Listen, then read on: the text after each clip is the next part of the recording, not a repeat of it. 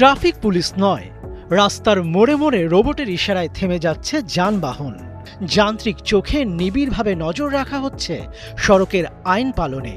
মানুষের চোখ ফাঁকি দেওয়া গেলেও এদের সেন্সর ফাঁকি দেওয়া অসম্ভব।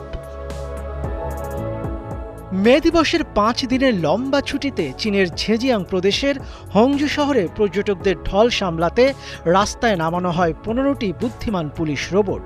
এই রোবট স্কোয়াডের এক একটি সদস্য আলাদা আলাদা কাজে পারদর্শী। কোনোটি সিগন্যাল অমান্যকারীকে ধরছে, আবার কোনোটি পথচারীর ভিড় সামলাতে ব্যস্ত।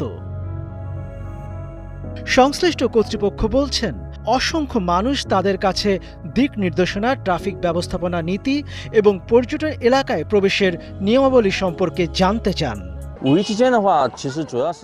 এই রোবটগুলো এখন এ ধরনের প্রশ্নের চমৎকার উত্তর দিতে পারে। এগুলো মোতায়েন করার ফলে আমরা সীমিত জনবলকে ট্রাফিক আইন লঙ্ঘন নিয়ন্ত্রণ, দুর্ঘটনা তদন্ত এবং অন্যান্য কাজে নিয়োজিত করতে পারছি। বাস্তব ক্ষেত্রে প্রযুক্তির প্রয়োগ দেখতে পাওয়াটা আমার কাছে দারুণ ব্যাপার বলে মনে হয়। রোবটগুলো এখন খুব দ্রুত উন্নত হচ্ছে এবং চীনের প্রযুক্তিও দ্রুত এগিয়ে যাচ্ছে। এটা সামাজিক অগ্রগতিরই একটা লক্ষণ। এই বিশেষ পুলিশ স্কোয়াডের রোবটগুলো ইন্টেলিজেন্ট ট্রাফিক ম্যানেজমেন্ট সিস্টেমে সজ্জিত।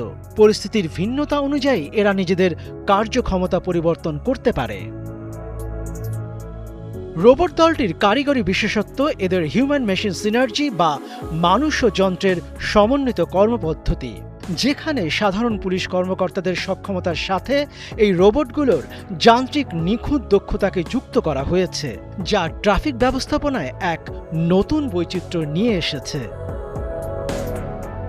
মনিরুজ্জামান বাবু, ৭১।